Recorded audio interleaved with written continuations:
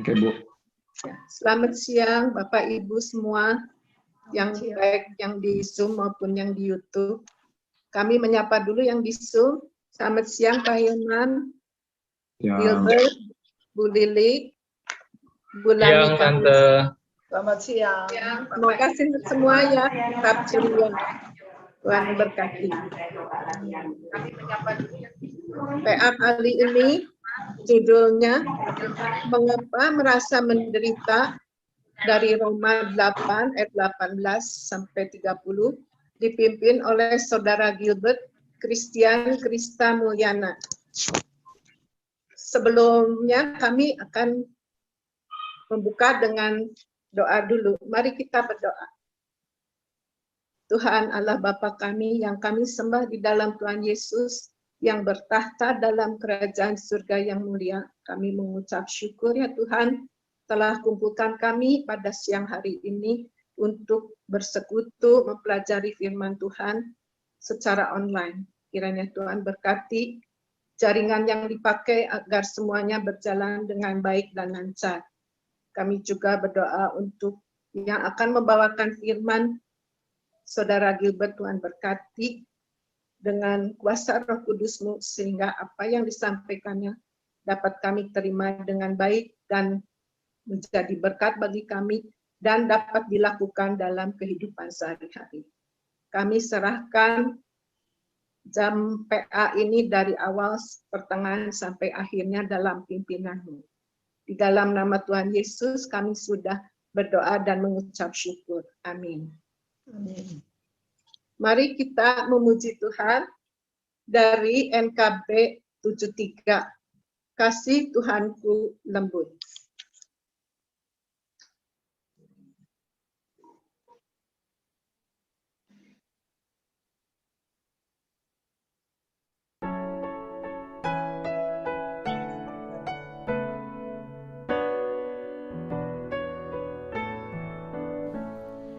Kasih Tuhanku lembut, padanya ku bertelur dan ku dambakan penuh kasih besar. Yesus datang di dunia, tanggung dosa manusia. Dikuburnya kasih besar, kasih besar.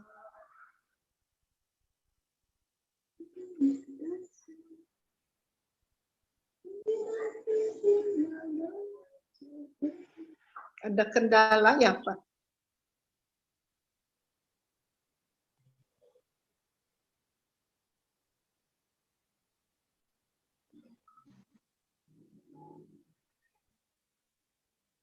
Hai insan dan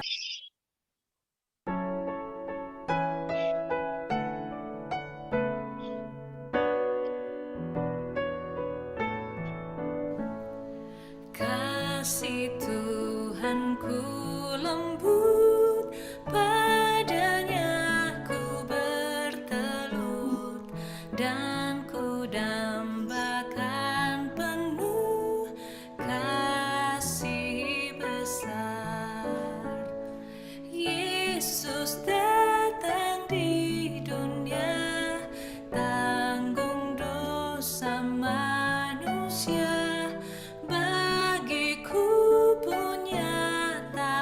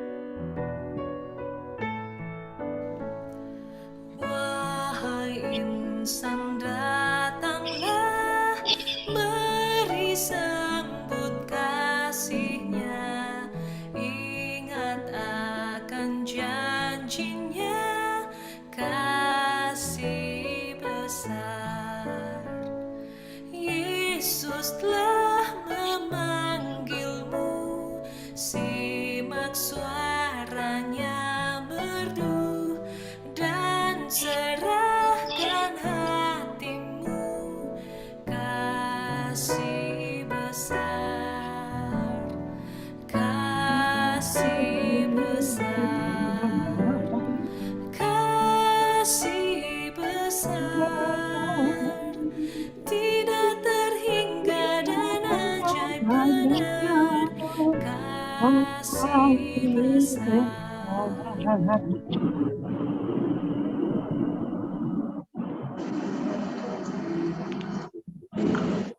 Acara selanjutnya kami serahkan pada Saudara Gilbert yang akan membawakan firman Tuhan. Silakan, Gilbert. Ya, sebelum kita membaca dan merenungkan firman Tuhan, mari Bapak Ibu kita bersatu di dalam doa. Kasih-Mu sangat besar ya Bapak dalam hidup kami. Kami bisa merasakan itu di dalam setiap kehidupan kami sehari-hari, dan kami juga bisa merasakan itu saat ini, sekarang ini, di mana Engkau boleh mengumpulkan kami bersama untuk membaca dan merenungkan firman-Mu ya Bapak.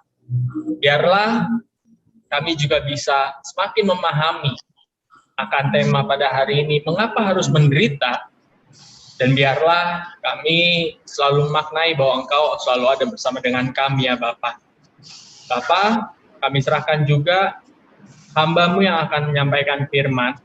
Biarlah apapun yang setiap diucapkannya, apapun setiap dilakukannya, kiranya itu boleh membawa Roh Kudus dan Engkau ya Bapak untuk semakin dimuliakan.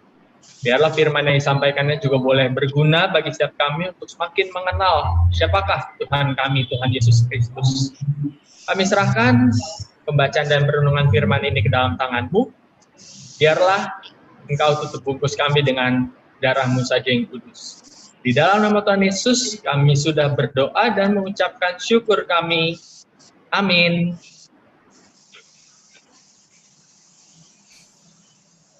Ya, Bapak Ibu, aku izin share screen dulu ya.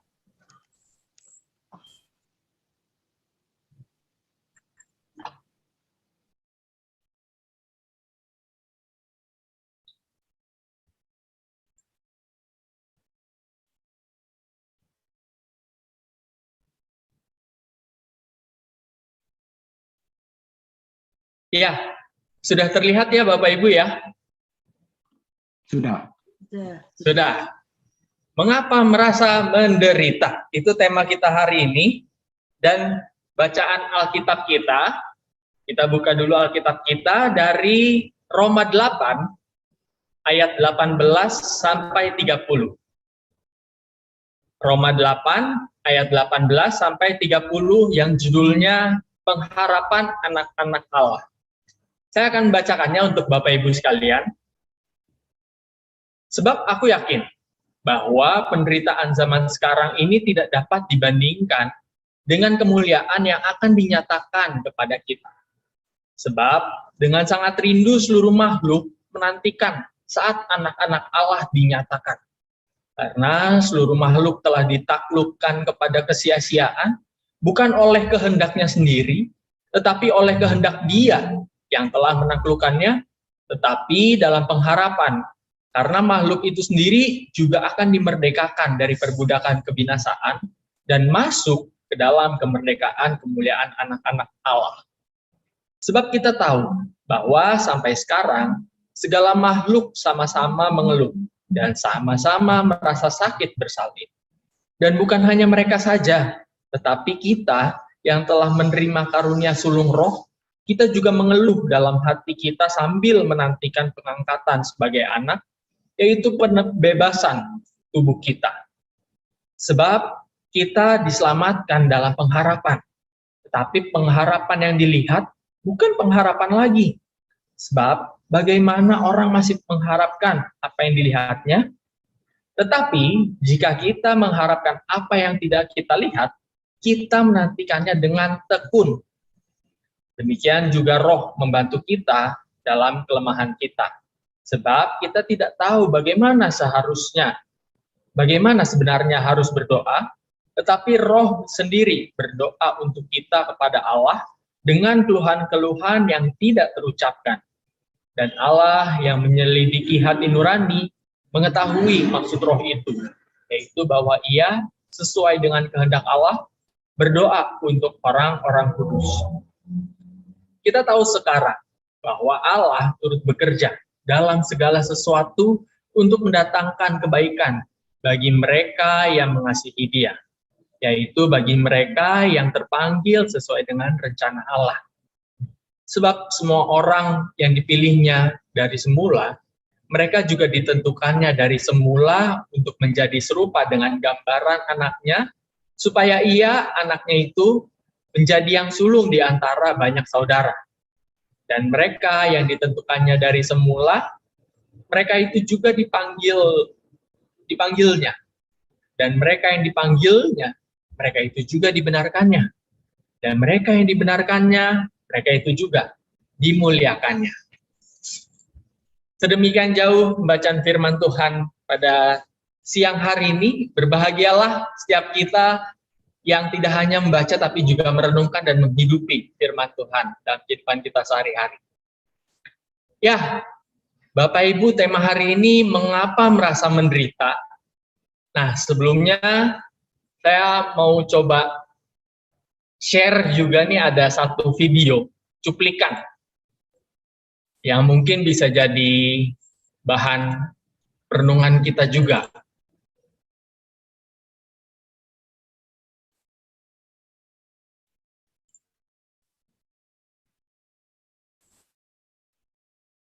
Sebentar, masih.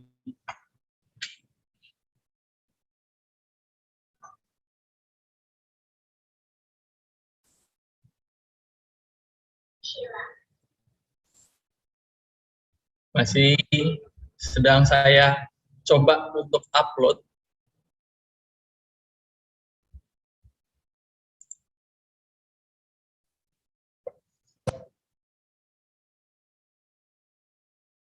Sudahkah kelihatan Bapak Ibu videonya? Sudah. Belum jalan tapi ya. Ini saya coba nyalakan suaranya dulu.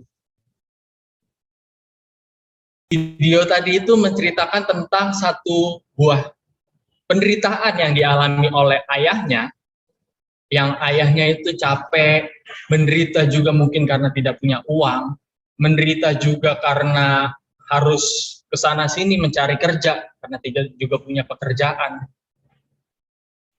Tapi sang ayah justru bisa bertahan kalau misalkan kita bandingkan dengan kasihnya terhadap anak itu.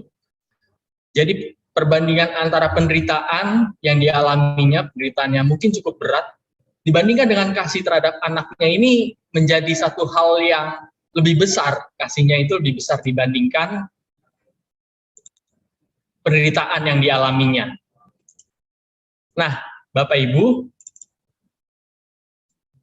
saya mungkin memiliki pertanyaan juga ini kepada Bapak Ibu. Adakah Bapak Ibu yang pernah tetap sukacita ada dalam penderitaan? Adakah yang mau sharing, yang mau berbagi? Dan mungkin pertanyaanku selanjutnya adalah, apa sebenarnya motivasi yang bisa membuat tetap sukacita meskipun ada di dalam penderitaan? Atau misalkan, apa alasan yang membuat Bapak Ibu tetap sukacita meskipun ada di dalam penderitaan itu?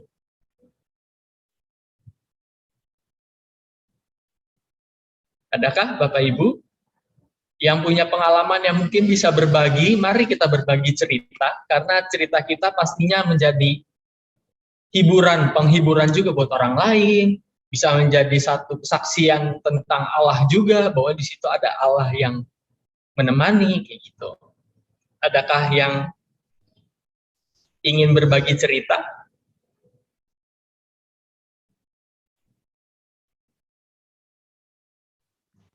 Pak Tommy mungkin, Pak, selamat siang dari Semarang, atau Cilacap, Pak? Pak Tommy. Oh, jauh. Atau Cilili aja dulu, Cilili. Iya ya. Kesaksian sedikit. Iya, dan mungkin pertanyaanku aku dalemin lagi, apa yang menjadi dasar Bapak Ibu tetap bisa sukacita ketika ada dalam penderitaan? Itu.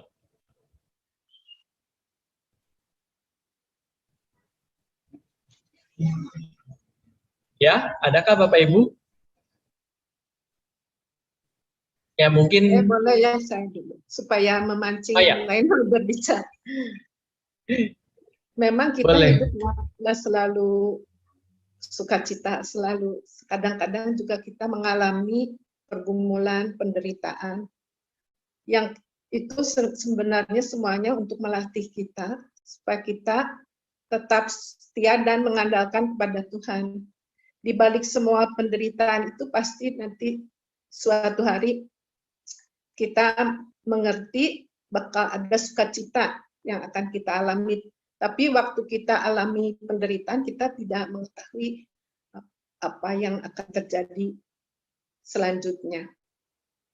Saya mau bersaksi pada tahun 2015,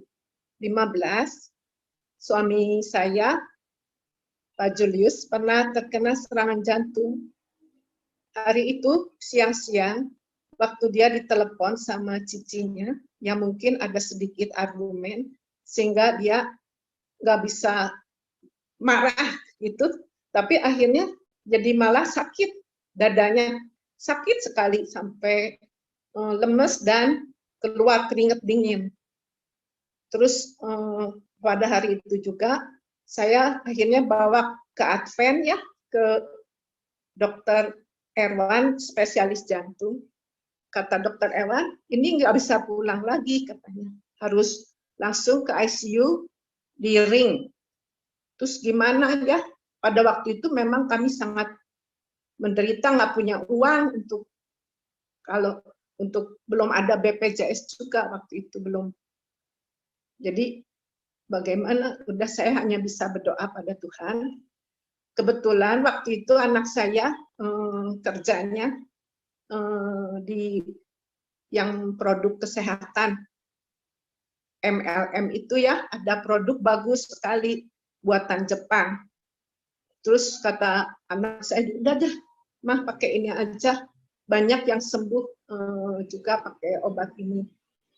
Ya udah, waktu itu nggak punya uang kita, jadi anak saya yang beliin. Waktu itu kira-kira uangnya 11 juta. Ya sambil kita konseling sama orang-orang di sana, di MLM itu yang sudah pernah mengalami yang namanya ada salah satu kepala di situ. Kenalan kita juga ternyata Ko Aseng itu. Jadi dia kasih terapinya, bagaimana cara makannya, terus apa yang dipantang-pantang. Saya terus berdoa dengan menangis juga. Terus saya ikutin semua saran, resep, dan yang diperlukan. Dalam beberapa hari memang ada perbaikan. Terus 3 bulan kemudian disuruh diperiksa di itu RS apa ya namanya, yang dekat Hasan Sadikin itu, sampai saya lupa. Di situ terus diperiksanya pakai nuklir itu namanya. Waktu diperiksa mukjizat terjadi. Waktu diperiksa lagi bersih itu pembuluh darahnya. Jadi tidak perlu di ring atau di apa. Saya tahu itu hanya alat, tapi yang saya tahu itu Tuhan Yesus yang bekerja sehingga mukjizat ini bisa terjadi. Demikian kesaksian saya. Terima kasih, Bu Frida. Iya. Iya. Ternyata di balik penderitaan ada sukacita yang Tuhan ciptakan buat kami sekeluarga. Terima kasih. Iya, terima kasih Bu Frida. Mungkin kita bisa tepuk tangan Bapak Ibu untuk semangat, biar semangat Bu Frida. Terima kasih Bu Frida. Ya, kalau misalkan aku lihat-lihat juga dari Bu Frida ini pengalamannya cukup berat karena terkait dengan kesehatan yang bisa jadi itu orang ketika dihadapi dengan pergumulan terkait kesehatan itu menjadi sesuatu yang cukup berat karena ini antara mempengaruhi juga keuangan, mempengaruhi juga pikiran, mempengaruhi banyak aspek kehidupan. Jadi benar-benar satu pengalaman yang berat dan kesaksian yang sangat menguatkan Bu Frida. Dan motivasinya kalau lihat-lihat nih, motivasinya baik lagi adalah Tuhan Yesus. Iya. Tuhan Yesus yang memberikan pemulihan, Tuhan Yesus yang mencukupkan juga, Tuhan Yesus yang memberi banyak hal yang dibutuhkan, yang mendukung. Iya, Bapak Ibu ada lagi kah? Atau kita, mungkin kalau belum ada, aku share juga. Aku juga pernah ketika, mungkin saat-saat kuliah, saat kemarin itu ngekos di Jogja, pernah satu kali itu karena sempat belajar-belajar tentang investasi, dan itu investasi kripto, sekarang mungkin yang lagi zaman kripto itu, dan sempat sempat coba dalemin ke situ, dan kendalanya pada saat itu adalah menjadi kesalahan besar bagi saya karena saya menginvestasikan juga biaya hidup saya, bisa dikatakan seluruh keuangan saya, seluruh finansial saya, life saving, tabungan kehidupan itu pun juga saya investasikan situ. Dan ternyata tidak nyampe 1 minggu itu benar-benar hancur. Harga kripto itu benar-benar hancur, dan bisa dikatakan saya tidak bisa makan, saya tidak bisa menghidupi kehidupan sehari-hari di Jogja pas waktu itu saat menjadi anak kos. Dan buat saya itu menjadi satu hal yang membuat saya terpukul, membuat saya merasa berat banget ini, Tuhan, kenapa ini harus terjadi? Dan di satu sisi saya mungkin juga sempat juga menyalahkan Tuhan. Kenapa Engkau tidak ngasih tahu terlebih dahulu bahwa ini akan jadi hancur, bahwa investasi saya akan jadi runtuh? Mengapa tidak kasih tahu lebih dulu? Cuman di satu sisi saya juga ada mama saya yang selalu datang ketika saya punya masalah, tuh bisa dikatakan orang pertama yang datang. Dan di sana orang tua tuh tidak mengatakan, Gilbert, kamu baik-baik saja nggak di sana? Aku bilang, iya baik-baik aja kok, nggak ada apa-apa, nggak ada masalah. Ya bisa dikatakan pada waktu itu saya berbohong. Saya tidak ingin buat orang tua saya di Jakarta itu pikiran apa-apa. Nah, cuman akhirnya setelah telepon orang tua yang hanya mengatakan demikian, itu menjadi sumber kekuatan, sumber sukacita, karena masih ada aja orang yang care sama saya, yang mungkin ketika aku tahu permasalahanku itu apa, bisa dibantu.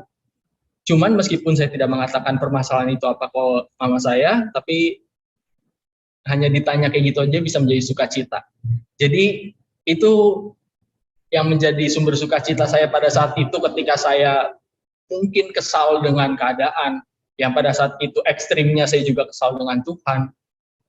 Ternyata ada orang lain yang Tuhan kirimkan untuk mengingatkan saya bahwa ternyata Tuhan itu selalu berusaha untuk menunjukkan kasih ke kita, meskipun waktu itu saya merasa ada di dalam penderitaan. Iya, Bapak Ibu, aku coba next. Ini berbicara tentang penderitaan. Menurut Kamus Besar Bahasa Indonesia, penderitaan itu adalah keadaan yang menyedihkan yang harus ditanggung. Jadi penderitaan itu adalah satu hal yang berat, satu hal yang menyedihkan. Jadi bisa dikatakan juga bahwa ketika kita dalam satu keadaan, dan dalam satu keadaan itu kita sampai menangis, sampai merasa ini berat banget, sampai merasa depresi, stres, nah itulah keadaan penderitaan itu sendiri. Dan banyak sekali respon orang-orang ketika mengalami penderitaan. Yang pertama, sejauh yang saya pernah dapatkan dari teman-teman, yang pertama itu adalah stres yang berkepanjangan hingga depresi. Stres yang berkepanjangan hingga depresi ini maksudnya adalah ketika orang mengalami di dalam penderitaan, orang tersebut benar-benar terpuruk di dalam penderitaan tersebut, benar-benar jatuh di dalam penderitaan tersebut, dan bahkan sampai depresi. Depresi itu mungkin sampai merasa tidak ada semangat hidup, bahkan juga sampai ekstrimnya lagi merasa ingin bunuh diri, karena itu juga yang pernah dialami oleh orang-orang di sekitar saya, yang merasa bahwa ternyata permasalahan hidup ini sangat berat. Yang ada salah satu teman saya, umurnya masih belasan tahun, baru selesai SMA, tapi ternyata permasalahan yang dihadapinya ini sangat membuat dia stres, penderitaan yang dialaminya ini membuat dia depresi sampai mencoba untuk bunuh diri, dan hingga akhirnya dia punya kesaksian, ada orang ternyata yang dikirim Tuhan, yang buat dia bisa lepas dari depresi itu. Nah, respon yang kedua, ini adalah stres yang tidak lama.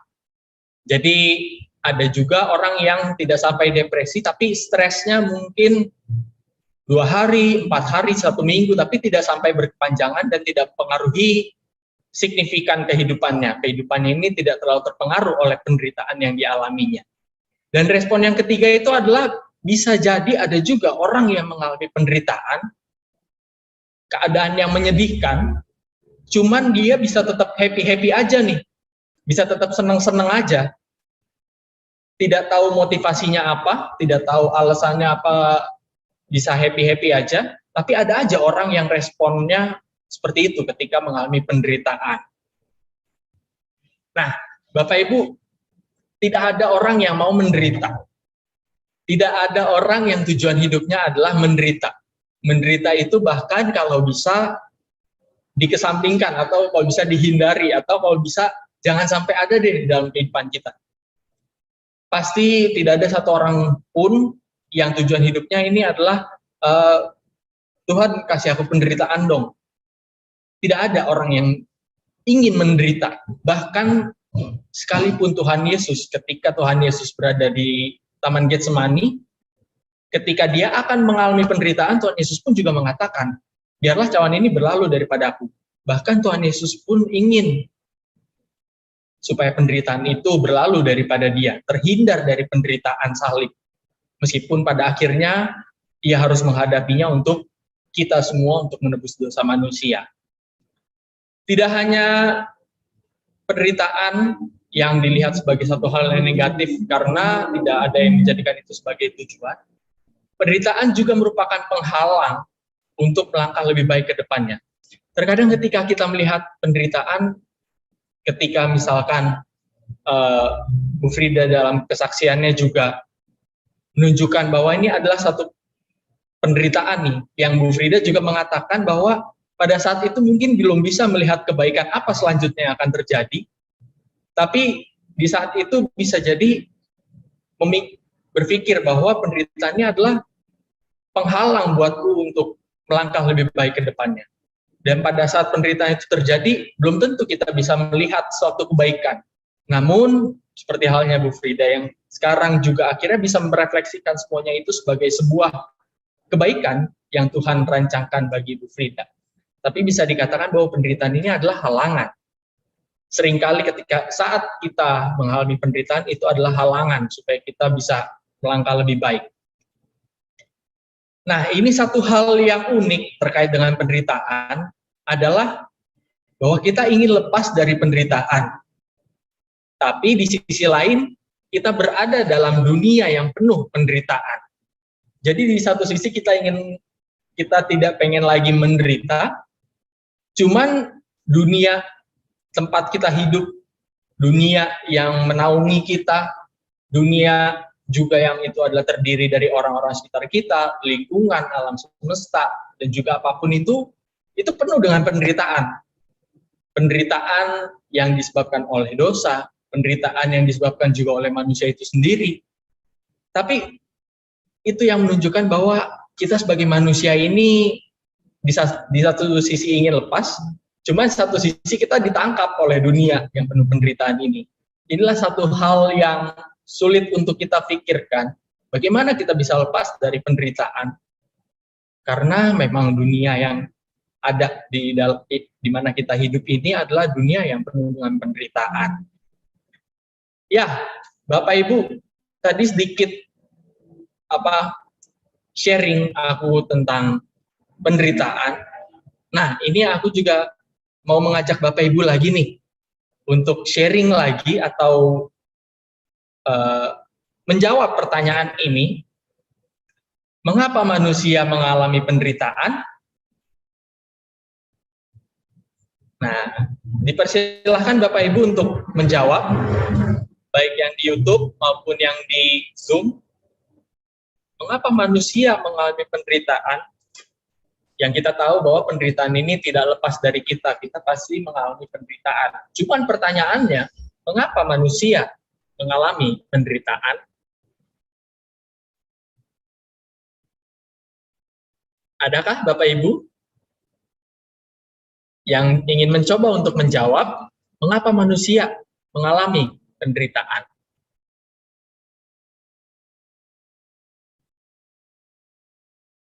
Karena ini kita juga coba saling bertukar pikiran juga, mungkin ada yang punya pemahaman terkait penderitaan yang berbeda dengan kita, yang bisa jadi itu juga memperlengkapi kita dalam akhirnya mengenal Tuhan di dalam penderitaan ini. Gitu. Adakah Bapak Ibu? Buning, boleh sharing. Oke. Kenapa manusia menderita? Ya, saya mencoba menjawab ya, Kak Gilbert dan Ibu Bapak.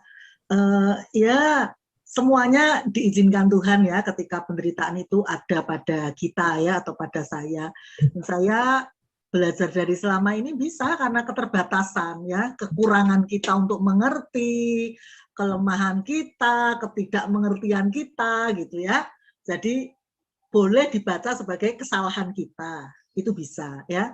Tetapi bisa juga kita melakukan hal yang baik lah ya. Sebatas-batas kita mengerti itu, memahami itu. Ini tidak melanggar firman ya, ini baik. Tapi kita juga bisa mengalami penderitaan ya. Nah, kalau itu berarti kan karena melakukan hal yang baik ya, karena kita menjadi pengikut Kristus diberitahu harus melakukan itu tapi kita menderita begitu. Jadi bisa karena kesalahan, bisa juga karena kepengikutan kita kepada Kristus. Begitu saya menjawab, Kak Gilbert. Terima kasih Buning. Yo, sama-sama. Iya, jadi penderitaan itu meskipun berusaha untuk yang baik-baik, tapi tetap aja penderitaan itu bisa jadi terus ada ya Bu ya. Iya bisa. Iya, itu memang ya bisa dibilang hakikat kali ya, hakikat penderitaan. Bahwa penderitaan ini meskipun kita sudah berusaha untuk melakukan yang baik-baik, berusaha untuk supaya kehidupan ini diisi dengan kebaikan, tapi tetap aja akan mengalami yang namanya penderitaan. Yang bisa jadi, kalau misalkan aku tangkap juga dari Buning, mengapa manusia mengalami penderitaan, itu salah satunya juga dari kesalahan sendiri juga ya. Bahwa terkadang ketika tanpa sadar bisa jadi kita yang mengusahakan segala yang baik dalam hidup kita, tapi ada aja miss, ada aja kesalahan kecil mungkin yang tidak kita sadari, yang akhirnya membuat kita jatuh di dalam penderitaan itu. Jadi bisa dikatakan mengapa manusia mengalami penderitaan? Karena diri sendiri juga salah satunya menurut Buning. Menurut Bapak Ibu yang lain, adakah?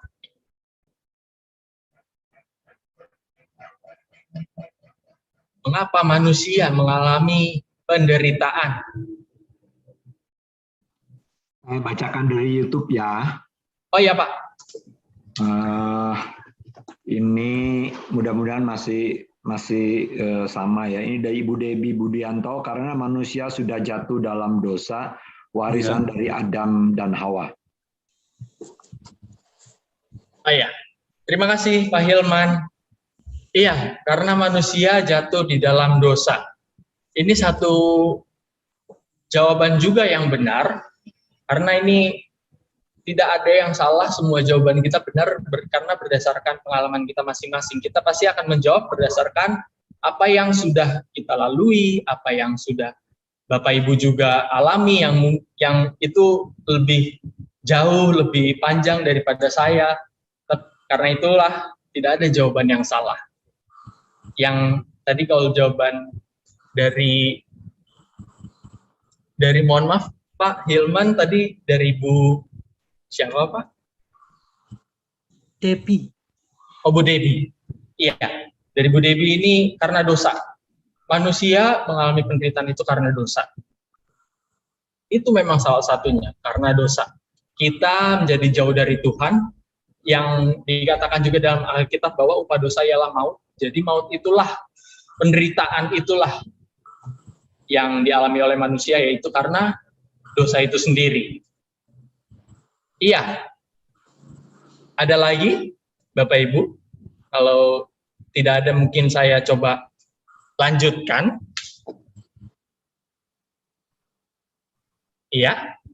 Itu aja ayat yang ke-20, Pak. Iya, Pak. Iya, Pak Tommy. Ya, ayat yang ke-20. Ayat 20. Iya. Saya coba. Bagaimana, Pak? Jadi kita itu ditaklukkan dalam kesia-siaan. Usaha kita itu selalu sia-sia. Iya. Hanya kalau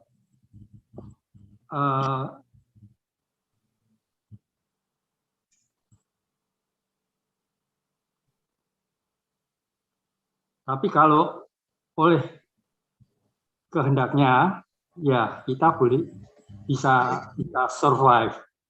Jadi kalau dengan kehendak kita sendiri, kita selalu jatuhnya itu sia-sia.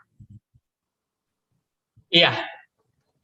Benar sekali, Pak Tommy. Terima kasih, Pak Tommy.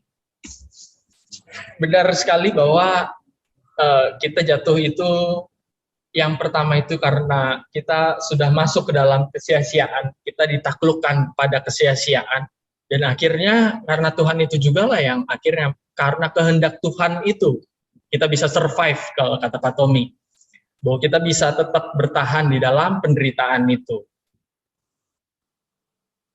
Ya, ada lagi kah yang ingin menambahkan, Bapak Ibu?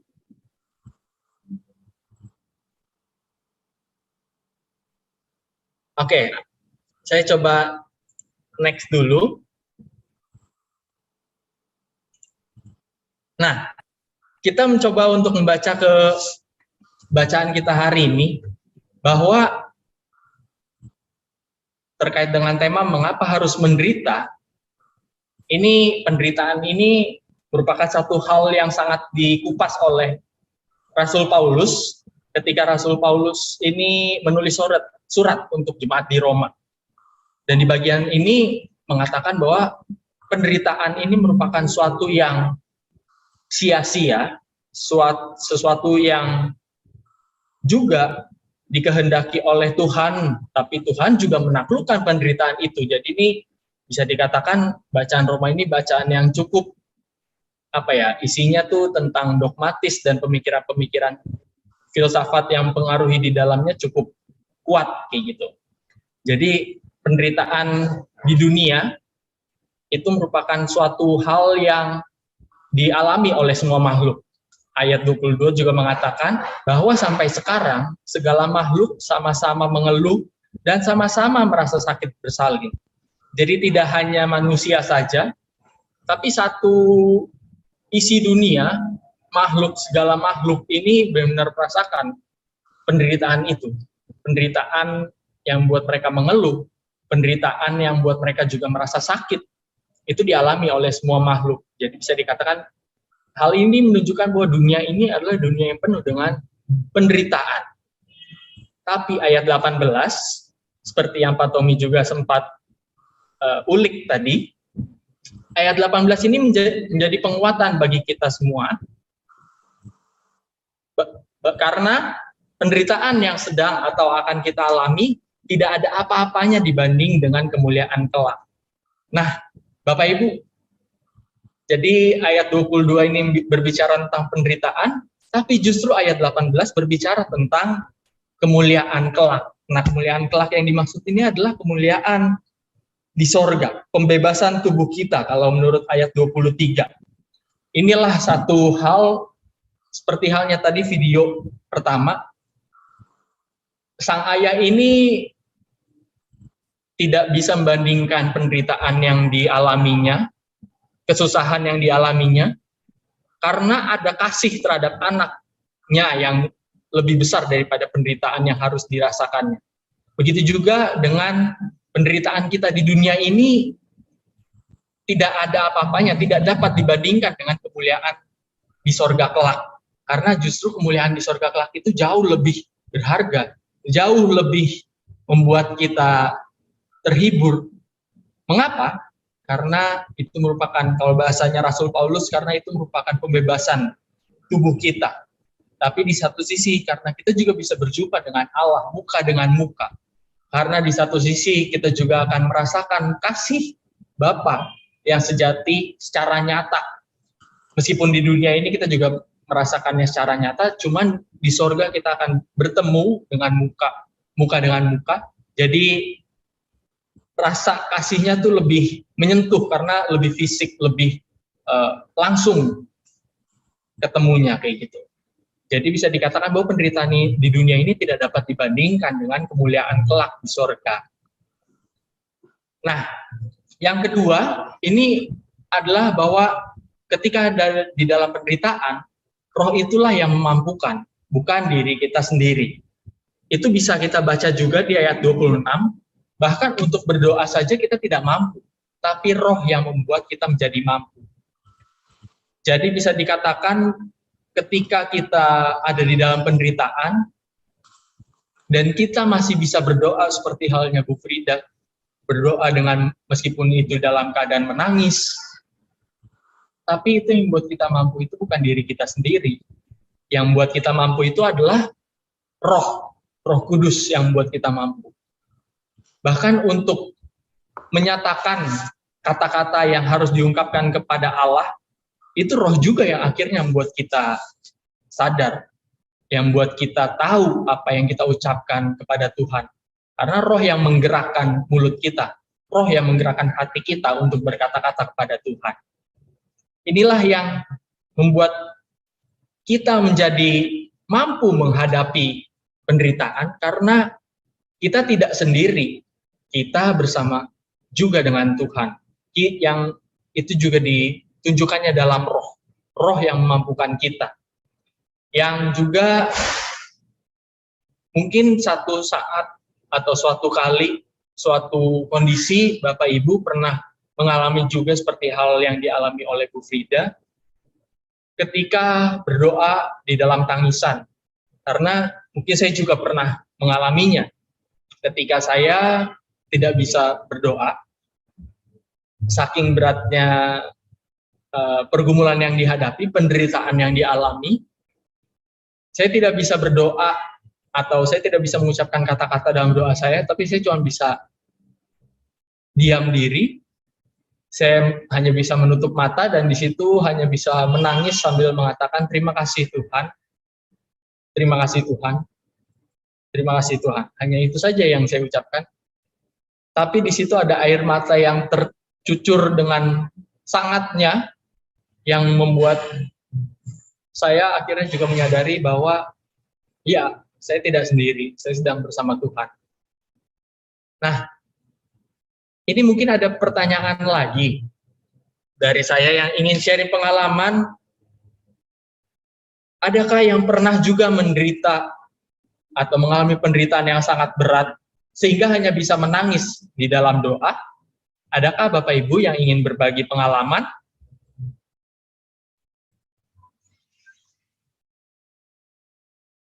Yang justru ketika ingin berdoa tuh rasanya sangat sulit untuk berpikir, karena ketika kita ingin mengucap sesuatu pada Tuhan, kita perlu juga berpikir apa yang akan kita ucapkan pada Tuhan. Tapi ini saking beratnya penderitaan, justru untuk berpikir sulit, untuk berkata-kata apalagi. Jadi kita cuma bisa menangis di dalam doa. Adakah yang ingin berbagi pengalaman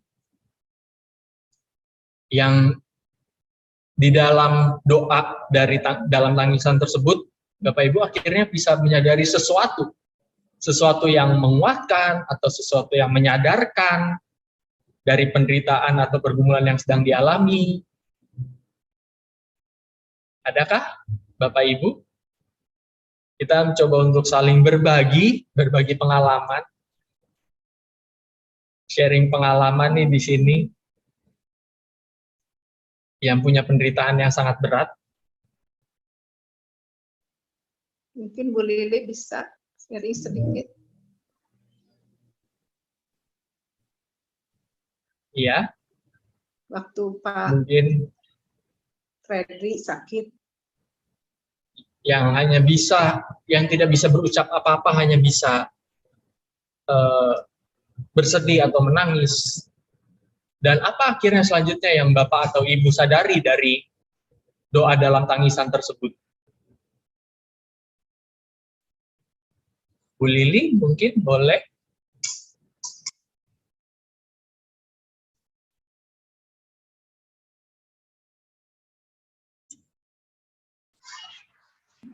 Iya. Belum dinyalain mikrofonnya Bu Lili.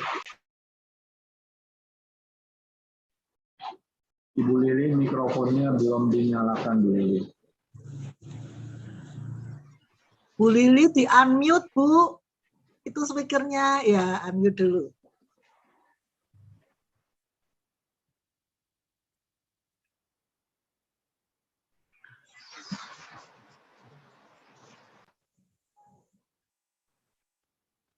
Masih video, belum itu terdengaran. Yang satunya, pencetnya yang satunya itu video yang dipencet tadi. Yang paling kiri, Bu. Yang paling kiri.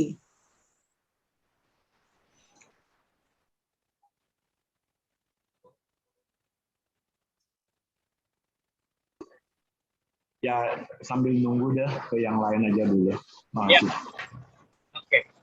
Bapak Ibu yang lain, mungkin ada yang ingin berbagi pengalaman, berbagi cerita. Mohon maaf ya Bapak Ibu, hujan cukup deras di gereja, jadi mungkin agak terganggu. Pada waktu itu ya, saya setelah berdoa dan sambil menangis, saya merasa udah plong karena saya udah berserah aja kepada Tuhan. Apapun yang terjadi gitu. Oh iya, Bu Frida. Justru dalam tangisan itu membuat jadi plong ya, Bu.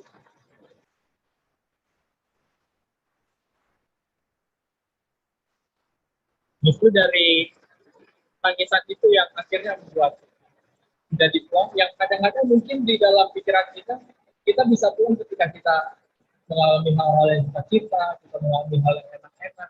Tapi justru dari tangisan yang diserahkan kepada Tuhan itu menjadi suatu hal yang bikin plong, hati bikin jadi enak nih, bikin nggak jadi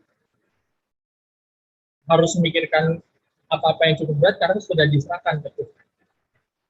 Ya, mungkin Bu Lili ada kendala ya, jadi aku lanjut saja Bapak Ibu. Nah, kita lanjut ke ayatnya yang selanjutnya, ayat 28 yang mengatakan bahwa Allah ini turut bekerja. Dan inilah menjadi satu penguatan bagi kita.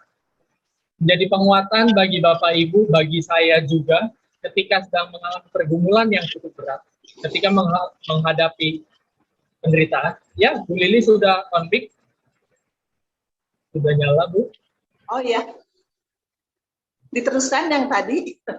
Bu Lili itu kameranya masih mati Bu Lili, bisa dihidupkan Bu Lili kameranya.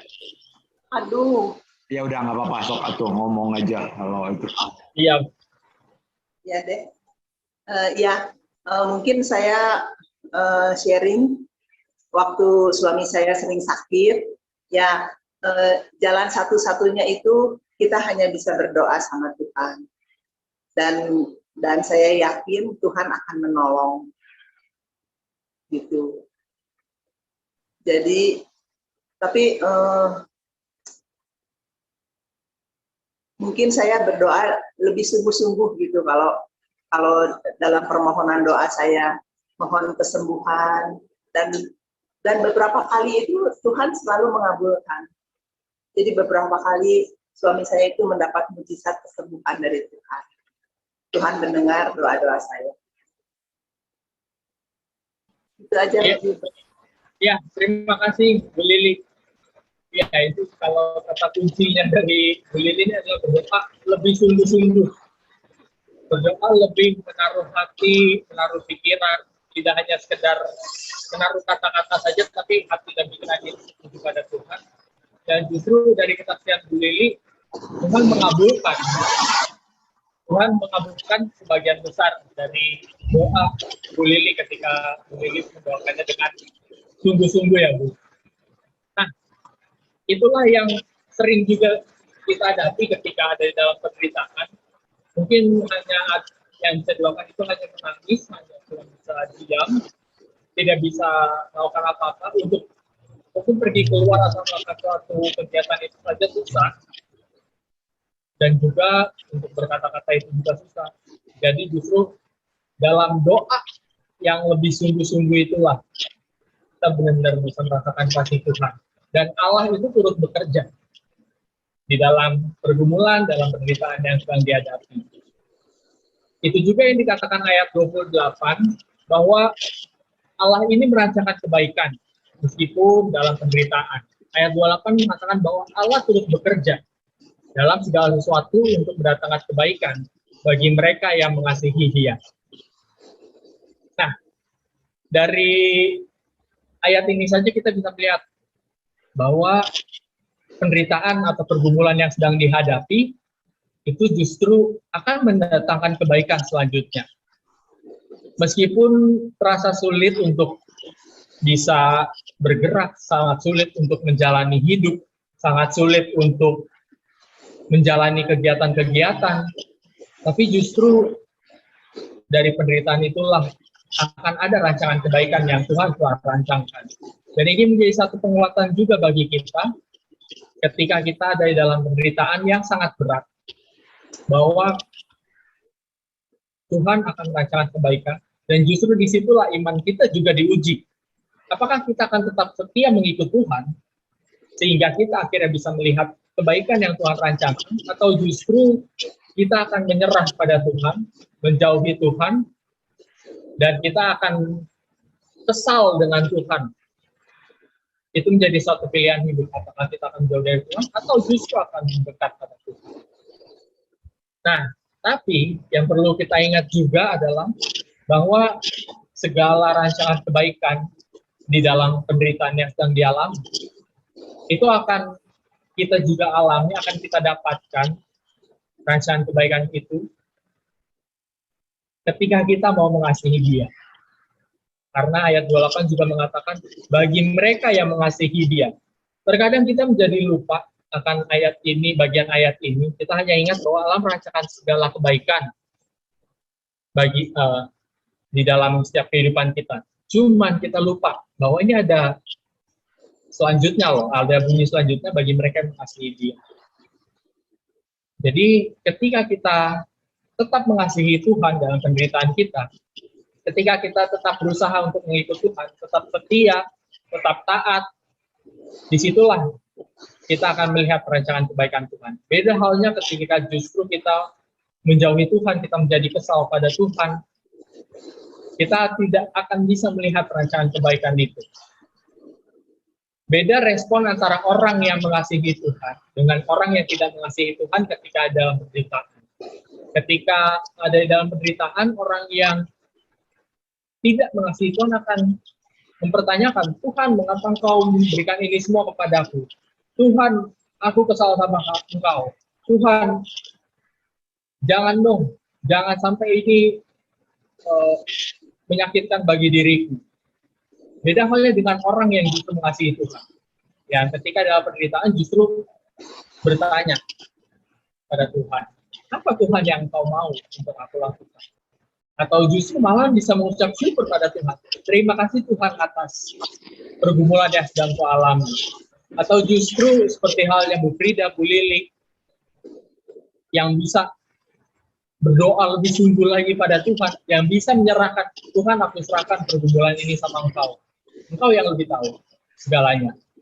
Itulah orang-orang yang mengasihi Tuhan yang akan melihat rancangan kebaikan dari setiap penderitaan, dari setiap pergumulan yang kita hadapi dalam kehidupan ini. Ya, Bapak Ibu,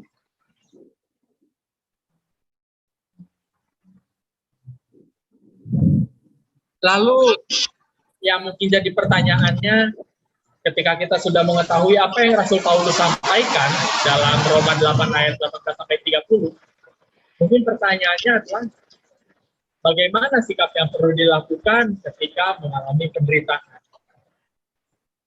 Adakah Bapak Ibu yang ingin mencoba untuk menjawab bagaimana sikap yang perlu dilakukan ketika kita mengalami penderitaan?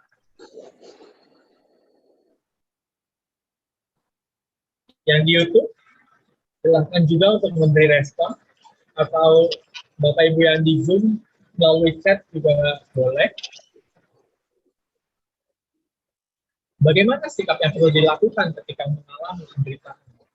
Yang tadi kita sudah lihat dari Rasul Paulus yang mengatakan bahwa penderitaan sekarang ini tidak dapat dibandingkan dengan kemuliaan Allah. Gitu. Apa sikap yang perlu kita lakukan ketika kita mengalami penderitaan? Adakah Bapak Ibu?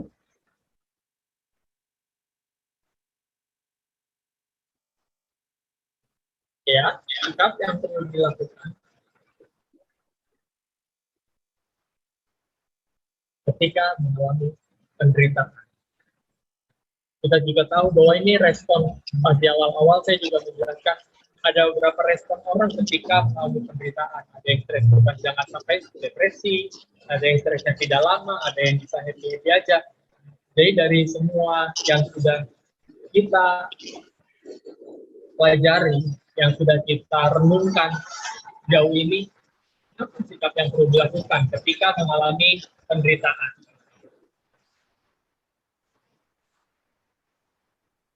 Silakan Bapak Ibu.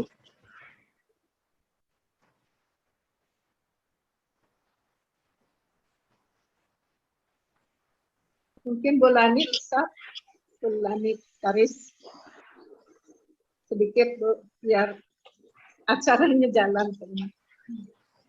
Ya. Enggak, saya tidak pernah segimana gitu ya. Jadi saya nggak bisa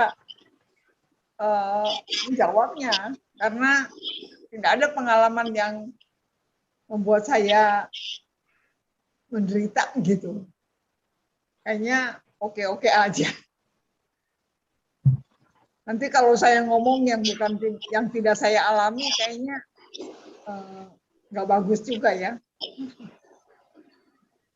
Ya. Terima kasih Bu Lani, dan sangat luar biasa ketika Bu Lani mengatakan bahwa hidup yang dialami oleh Bu Lani adalah hidup yang oke-oke saja.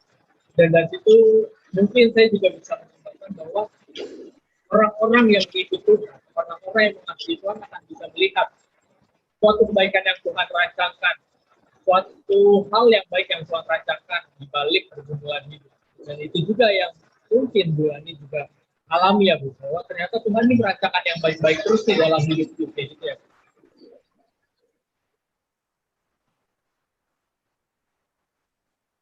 Iya.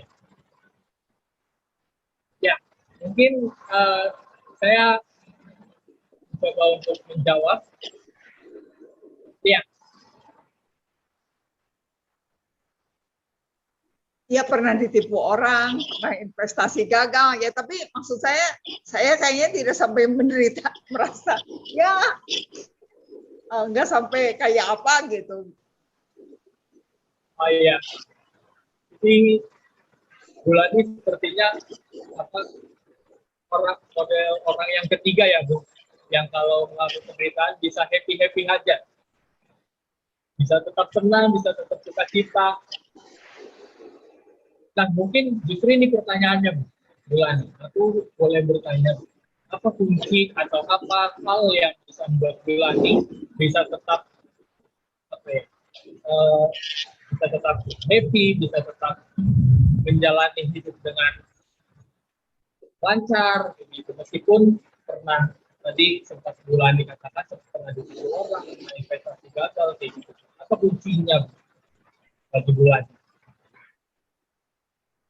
Saya selalu berprinsip seperti yang Buding bilang tadi, bahwa kalau Tuhan izinkan gitu ya, jadi Tuhan mengizinkan itu terjadi, ya udah terima aja.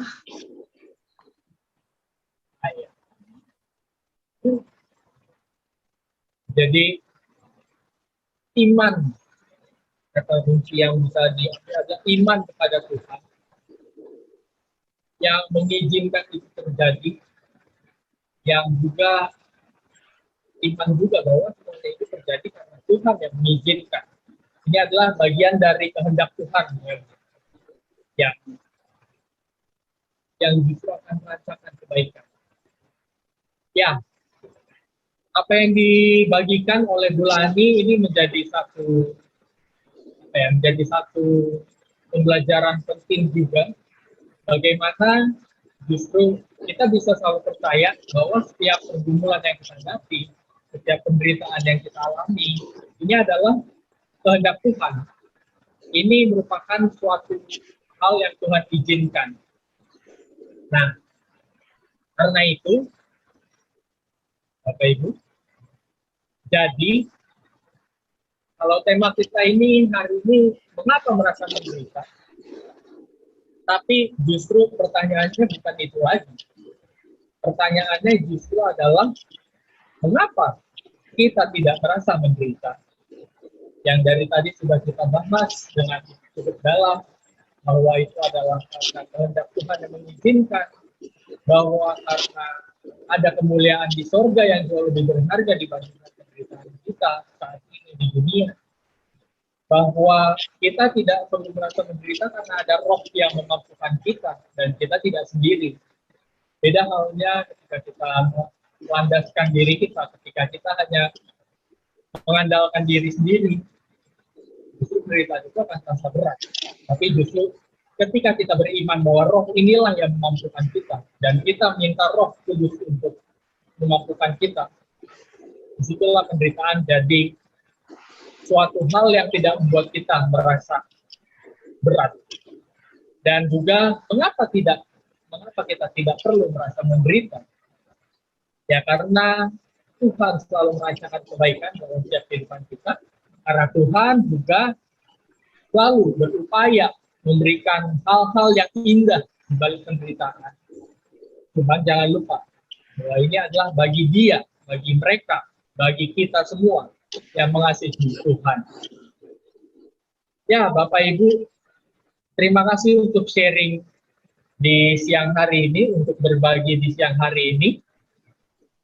Dan Gilbert, ada dua komentar di YouTube ya, sebelum Saudara Gilbert tutup. ya. Dari Ibu Anayana, maaf saya hujan besar ini ya. Ibu Anayana bersukat, ayat yang menguatkan saya waktu menghadapi penderitaan adalah Roma 12 ayat 12. Bersukacitalah dalam pengharapan, sabarlah dalam kesesakan, dan bertekunlah dalam doa. Kemudian Ibu Debbie Budianto, di dalam kehidupan suka dan duka selalu beriringan. Namun kita sebagai umat percaya harus yakin dan teguh bahwa Tuhan akan memberikan kekuatan dengan Roh Kudus, sehingga kita dimampukan untuk menghadapinya. Terima kasih. Sekian. Iya, terima kasih Bu Yana dan Ibu Debbie. Tadi juga ada satu ayat penguatan dari Roma 12 ayat 12, dan juga Bu Debbie juga mengatakan bahwa ya memang suka duka ini silih berganti ya, dan akhirnya kita bisa merasakan bahwa ini Tuhan merancangkan kebaikan. Dan justru dari sharing Bu Yana di YouTube yang mendasarkan penghiburan, penguatan dari Alkitab, itulah juga menunjukkan bahwa ketika kita hidup di dalam Tuhan, ketika kita ingin melihat rancangan kebaikan Tuhan, yang dikatakan bahwa itu hanya bisa dirasakan oleh mereka yang mengasihi Tuhan. Disitulah kita juga diajak untuk semakin mendalami firman Tuhan.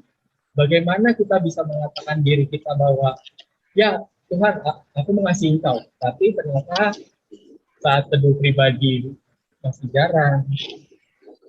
Tapi ternyata membaca firman Tuhan masih jarang, menjalankan pertemuan ibadah masih sulit. Apakah itu yang dikatakan bahwa kita mengasihi Tuhan?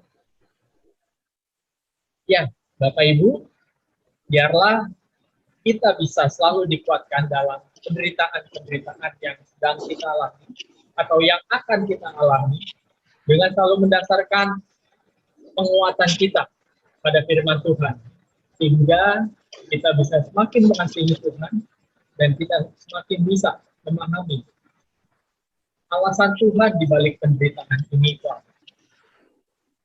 Terima kasih Bapak Ibu. Saya sangat senang dengan renungan firman hari ini, dengan sharing dari Bapak Ibu, karena ini juga menguatkan saya, melengkapi saya juga. Tidak hanya membuat tidak hanya membuat pemahaman saya lebih lagi, tapi juga membuat hati lebih terhibur ya ketika menghadapi penderitaan. Karena sharing dari Bapak Ibu semua ini menjadi pengalaman hidup, menjadi sharing yang hidup, karena benar-benar sudah dialami oleh Bapak Ibu, dan itu juga menjadi satu hal yang bisa menguatkan kita semua, mungkin tidak hanya saya. Iya, terima kasih ya Bapak Ibu untuk sharingnya. Ya, Dan terima kasih. saya kembalikan ke Bu Frida. Terima kasih Gilbert untuk Tolong Saudara Gilbert, sharingnya dimatikan dulu. mungkin ada Ibu Bapak yang masih mau bertanya atau mau sharing. Kalau tidak ada, mari kita memuji Tuhan dengan NKB 143, Janji yang Manis. Bentar ya. Ya.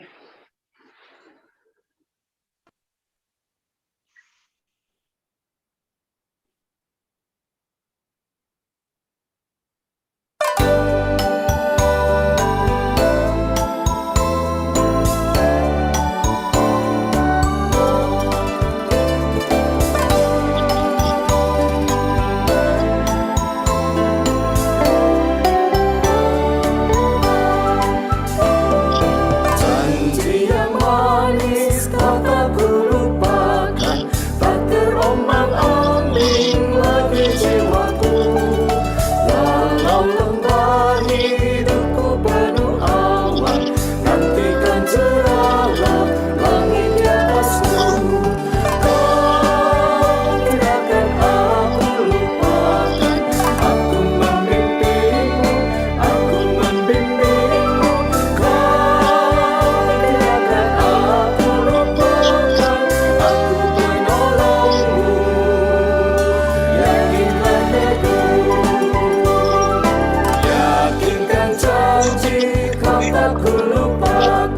Dengan sukacita aku jalan terus, dunia dan kawan tiada ku harapkan, satu yang setia, Yesus penebus. Kau tidak akan aku lupakan, aku membimbingmu, aku membimbingmu. Kau tidak akan aku lupakan, aku penolongmu.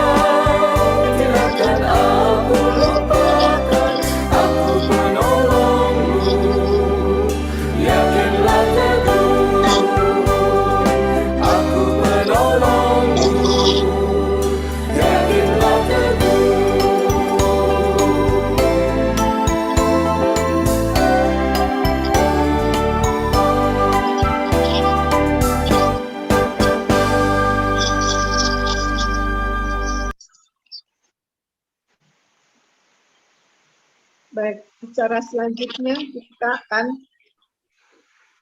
mendoakan doa syafaat dan doa penutup yang akan dipimpin oleh Saudara Gilbert. Silakan Gilbert. Ya, Bapak Ibu, mari kita bersatu di dalam doa. Terima kasih ya Bapak atas firman yang boleh kami renungkan bersama, atas sharing yang boleh kami juga bagikan dan kami dapatkan dari Bapak Ibu. Biarlah firman-Mu ini benar-benar hidup dalam kehidupan kami dan kami benar-benar menghidupi firman itu ya Bapak. Bahwa Engkau tidak pernah meninggalkan kami sendiri dalam kehidupan ini, dan bahwa penderitaan apapun yang kami alami itu akan menjadi sebuah kebaikan ketika kami terus setia dan mengasihi kami. Bapak, kami juga mau berdoa ya Bapak bagi saudara-saudari kami yang sedang sakit, dan kiranya Engkau boleh menyertai mereka ya Bapak dalam sakit yang sedang dialaminya. Biarlah mereka juga boleh didukung oleh dokter, oleh tenaga kesehatan lainnya, oleh obat-obatan yang mereka konsumsi, dan juga apapun yang boleh mereka makan dan minum ya Bapak. Pimpin mereka agar mereka juga boleh selalu merasakan kasih Tuhan di dalam pergumulan sakit penyakit yang boleh Kau izinkan pada mereka untuk mereka alami. Bapak, kami juga mau berdoa ya Bapak bagi pergumulan di tengah pandemi ini, pergumulan pribadi dari setiap kami, Kau yang lebih tahu.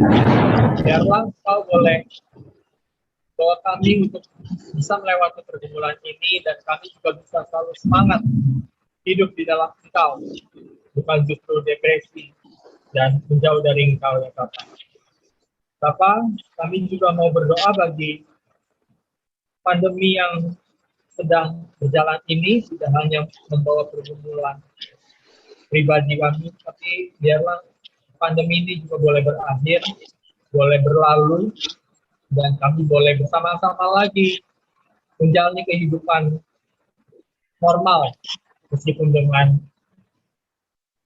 standar atau dengan cara yang baru ya Bapak. Pimpin kami selalu agar kami bisa menghadapi dan melalui pandemi ini bersama dengan Engkau, dan biarlah persekutuan PA Komisi Senior ini juga boleh berjalan selalu di dalam kasih-Mu, dan kami boleh saling berbagi kasih satu dengan yang lainnya, terkhususnya secara fisik, secara langsung di saat pandemi ini boleh berakhir ya Bapak. Bapak, kami juga mau berdoa ya Bapak untuk rangkaian acara Paskah, baik itu Kamis Putih, Jumat Agung, Sabtu Sunyi, ataupun Minggu Paskah dan perayaannya. Pimpin semua yang terlibat di dalamnya, semua yang persiapkannya, biarlah kami semua boleh terus memberikan diri kami sebagai persembahan hidup untuk melayani Engkau dan untuk juga berbagi dengan orang-orang sekitar kami.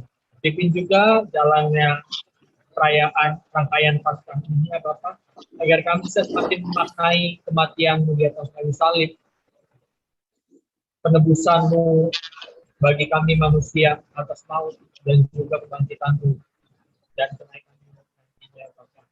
Kami serahkan seluruhnya ke dalam tangan-Mu. Bapak, kami juga mau berdoa untuk Paskah Komisi Senior yang akan dijalankan pada tanggal 23 April 2022. Pimpin juga semua orang yang terlibat di dalamnya, dalam pengurus panitia ataupun aktivis yang akan mempersiapkannya. Biarlah kami semua bisa semakin merasakan kasih-Mu ya Bapak di dalam perayaan Paskah nanti di Komisi Senior ini ya Bapak. Dan pada akhirnya Bapak, segala permohonan kami ini kami serahkan dalam tangan-Mu. Biarlah Engkau menjadikannya, mengabulkannya ke dalam kehendak-Mu saja ya Bapak. Kami serahkan semuanya ini hanya di dalam satu nama Tuhan kami Yesus Kristus, Juru Selamat dan Penebus kami yang hidup. Kami berdoa. Amin. Terima kasih. Semuanya. Terima kasih Bapak Ibu. Tuhan berkati selalu. Ya, Terima terima kasih, kasih. Leflo ya. Bu Frida juga terima kasih, Pak Hilman, terima kasih, Iya, Lili. Sama-sama. Terima kasih.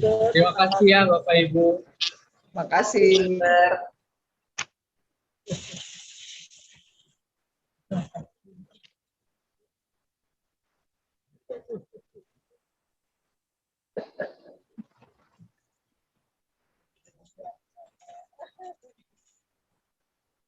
Terima kasih. Terima kasih juga Pak Paulus. Bu Frida, terima kasih Bu pelayanannya hari ini. Terima kasih. Terima kasih Mantap Ibu semuanya. Bapak pelayanannya. Ya, Bu Frida nggak ada. Oh, udah ya. Ya, panggilin ya.